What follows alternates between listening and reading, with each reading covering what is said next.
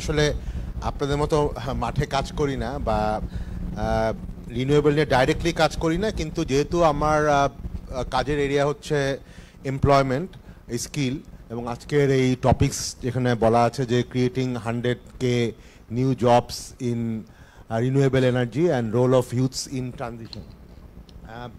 আমি renewable energy একটা part, but আমার কাছে মনে হয় আজকাল রিনিউয়েবল এনার্জিটাকে ওভারঅল গ্রিন ইকোনমির মধ্যে দেখা হচ্ছে।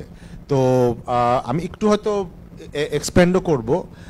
তার আগে যে এই প্রসঙ্গটা ইমরান এনেছিল যে আমাদের এই স্কিলড ইউথ যেটাকে বলছি বা গ্র্যাজুয়েট ইউথ যারা বলছি তাদের সিচুয়েশনটা কি, এটা কিন্তু আমাদের একটু আগে মানে ম্যাক্রো লেভেলে একটু আগে আমরা একটু বুঝি। আপনারা দেখবেন যে গত 2 সপ্তাহ বা 3 সপ্তাহ আগেই আপনার একটা স্টাডি এসেছে, একটা শ্বেতপত্র এসেছে আমাদের প্ল্যানিং মিনিস্ট্রি থেকে। সেখানে বেশ কিছু ডেটা দেওয়া হয়েছে। এই ডাটাগুলো আমরা আগেও জানি, বাট সেখানে ফর্মালি গভর্নমেন্টের পক্ষ থেকে কিছু ডেটা দেওয়া হয়েছে। Very interesting. আমাদের গত 12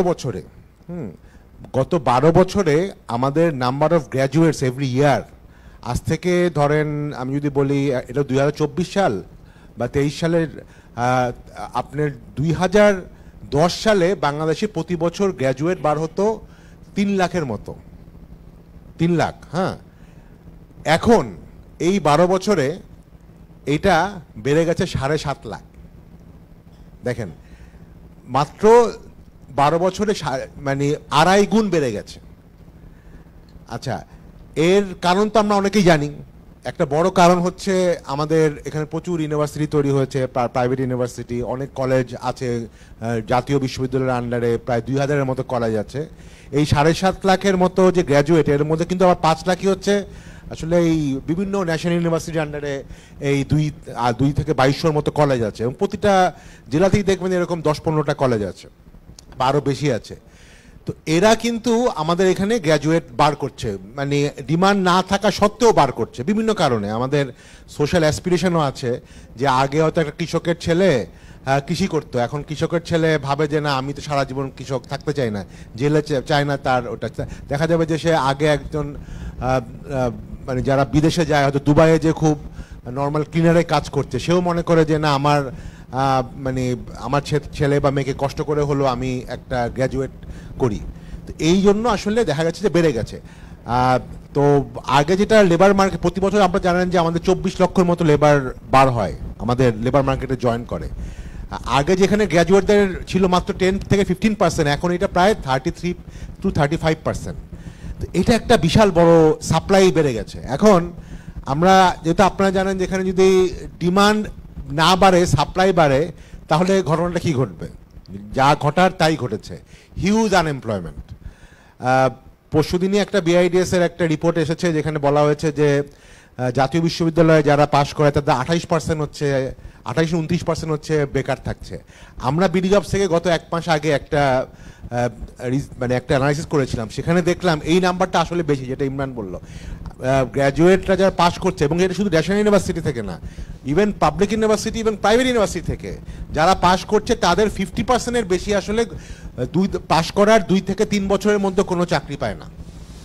তো এইটা একটা বিরাট একটা সোশ্যাল এক ধরনের ইস্যু কিন্তু হয়ে গেছে, এবং এটা সোশ্যাল ইস্যু না, এটা কিন্তু পলিটিক্যাল ইস্যু। আপনি যদি দেখেন আমাদের জুলাই বা অগাস্টের যে অভ্যুত্থানটা হলো বা বিপ্লবটা হলো, এটার আসলে ট্রিগার কি করেছিল? এটা ট্রিগারটা করেছিল যে আমাদের এই ইউথরা কাজ পাচ্ছে না, তাদের ফ্রাস্ট্রেশন থেকে কিন্তু তারা রাস্তায় নেমেছে।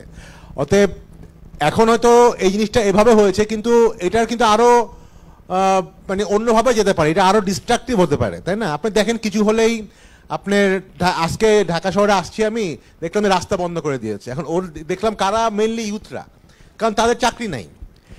তো আমি আসলে এটা মানে রিনিউয়েবলে আসার আগে বা গ্রিন ইকোনমিতে আসার আগে এই টোটাল কনটেক্সটটা বললাম যে আমাদের সোসাইটিতে এখন যদি বলেন যে সবচেয়ে বড় সমস্যা কি, সবচেয়ে বড় সমস্যা হচ্ছে আমাদের এই যে বিশাল পরিমাণ, যেটাকে আমরা ডেমোগ্রাফিক ডিভিডেন্ড বলি, সেটা এখন আসলে ডেমোগ্রাফিক ডিজাস্টার হয়ে গেছে। লক্ষ লক্ষ লোক জব মার্কেটে ঢুকছে, প্রতি বছর পাস করছে, তারপরে তারা কোনো চাকরি পাচ্ছে না। আমরা যারা মানে শহর আসলে আমাদের বিজনেস আসলে এখনো শহর কেন্দ্রিক, কর্পোরেটরা এখনো শহর কেন্দ্রিক। ঢাকা চিটাগাং ছাড়া বাংলাদেশে বড় বড় কোনো ব্যবসায়ী প্রতিষ্ঠান আসলে ওভাবে গড়ে উঠে নাই। এটা অন্য ডিসকাশন, ওই ডিসকাশনে যাচ্ছি না। তো তারা আসলে ম্যাক্সিমাম যে 7 লাখ বললাম গ্র্যাজুয়েট, ম্যাক্সিমাম প্রতি বছর 1 থেকে 1.5 লাখের বেশি গ্র্যাজুয়েট তারা নিতে পারে না। This is a fact. তাহলে আমাকে এখানে নতুন নতুন অপরচুনিটি তৈরি করতে হবে, এবং গ্রিন ইকোনমি আর renewable energy economy can be one of the, আমি বলছি না this is going to be the only thing, but this can be the major recruiter or major absorber of this youth, huge amount of graduate youth unemployed. এখন যদি আমি বলি, আমি sorry একটু আমি টাইম নিচ্ছি, যে আমাকে 2 মিনিট টাইম দেন। একটা প্রশ্ন আসছিল যে আপনি বোধহয় করেছিলেন যে কোন কোন সেক্টর, মানে কোন কোন জায়গাতে হতে পারে। আমার দৃষ্টিতে ইমিডিয়েটলি 4 থেকে 5টা এরিয়া আছে গ্রিন পার্সপেক্টিভে, যেখানে আমরা হিউজ অ্যামাউন্ট অফ গ্র্যাজুয়েটদের, আবার বলি গ্র্যাজুয়েটদের অ্যাবজর্ভ করতে পারি। ফার্স্ট হচ্ছে রিনিউয়েবল, যেটা নিয়ে আপনারা অনেকক্ষণ কথা বলছেন। সেকেন্ড হচ্ছে কার্বন ট্রেড। আমি জানি এটা নিয়ে আজকে ডিসকাস হয়েছে কিনা। Carbon trade is something very interesting, আমি নিজেও জানতাম না। দেখেন এখন সারা ওয়ার্ল্ডে কিন্তু এখন বিভিন্ন ধরনের কার্বন এক্সচেঞ্জ আছে। দেখা যাবে যে আপনি যদি ইভেন এগ্রিকালচারে আপনি এমন টেকনোলজি ইউজ করেন যেটার আসলে মিথেন কমবে, তখন কিন্তু আপনি এই জিনিসটাকে গ্লোবালি সেল করতে পারবেন। এবং বাংলাদেশে বেশ কয়েকটা এনজিও কিন্তু অলরেডি কাজ করছে, এবং এখানে ওয়ার্ল্ড ব্যাংক, আইএফসিরাও কিন্তু কাজ করছে। তো এটা আগে আমরা বলতাম আমরা এক্সপোর্ট করি, কি এক্সপোর্ট করি আমরা, গার্মেন্টস এক্সপোর্ট করি, লেদার এক্সপোর্ট করি, অথবা আইটি সার্ভিস এক্সপোর্ট করি। এখন কিন্তু এই যে আপনি কার্বন সেভ করছেন, সেটা ওয়ান কাইন্ড অফ এক্সপোর্ট। আপনি এই জিনিসটা বিদেশের অনেক বড় বড় ডেভেলপ কান্ট্রি কিন্তু কিনতে চায়। হ্যাঁ, আপনি যেই জিনিসটা সেভ করলেন সেটাকে তারা কিনবে, তো এই জন্য তারা আপনাকে টাকা দিবে। This can be one major export sector, যে আমরা কার্বন সেভ করে এটা আমরা বিদেশে বিক্রি করব, নাম্বার 1। এবং এখানে প্রচুর জব তৈরি কিন্তু হবে এগুলিকে ম্যানেজ করার জন্য। ব্যাটারি নিয়ে কথা হয়েছে অলরেডি, যে লেড থেকে লিথিয়াম। এখানে যখন আমরা লিথিয়ামে যাব তখন হিউজ পরিমাণ টেকনিশিয়ান দরকার হবে। This can be one area. Another যে জিনিস হয়তো আসেনি, গার্মেন্টসে। আপনারা জানেন বাংলাদেশে আমাদের ওয়ার্ল্ডের 2nd লার্জেস্ট গার্মেন্টস এক্সপোর্টার।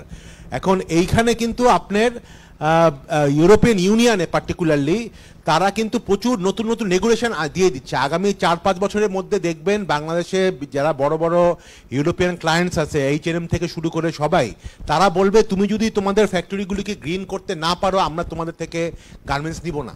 অতএব বাংলাদেশের প্রতিটা গার্মেন্টস কিন্তু আস্তে আস্তে they have to invest on মানে green thing. It is not only just তারা সোলার দিয়ে তারা ফ্যাক্টরি চালাবে, it is part of that. But এখানে ওয়াটার মানে কনজারভেশন থেকে শুরু করে অনেক ধরনের নিউ টেকনোলজি, নিউ প্রসেস আসবে। তো এটার জন্য তো আমার প্রচুর মানে ইঞ্জিনিয়ার দরকার হবে, এটার জন্য প্রচুর ম্যানেজার্স দরকার হবে যারা এই জিনিসগুলো বুঝবে, গ্লোবাল স্ট্যান্ডার্ডগুলি বুঝবে। তো এইখানে কিন্তু আলটিমেটলি যাকে তাকে দেওয়া মানে দিয়ে কাজ হবে না, এখানে গ্র্যাজুয়েটদেরকে দিয়েই কাজ করতে হবে। আমরা চাই না যে যেটা আপনারা দেখছেন যে বিদেশ থেকে লোক এনে আমাদের এই জিনিসগুলি হবে। এগুলো আমরা যদি লোকালি তৈরি করতে পারি, আমাদের ইউনিভার্সিটিগুলো যদি গ্রিন ইকোনমির উপরে, রিনিউয়েবলের উপরে সাবজেক্ট শুরু করতে পারে, তখন কিন্তু এরাই কিন্তু আমাদের এই ম্যানুফ্যাকচারিংয়ে ঢুকবে।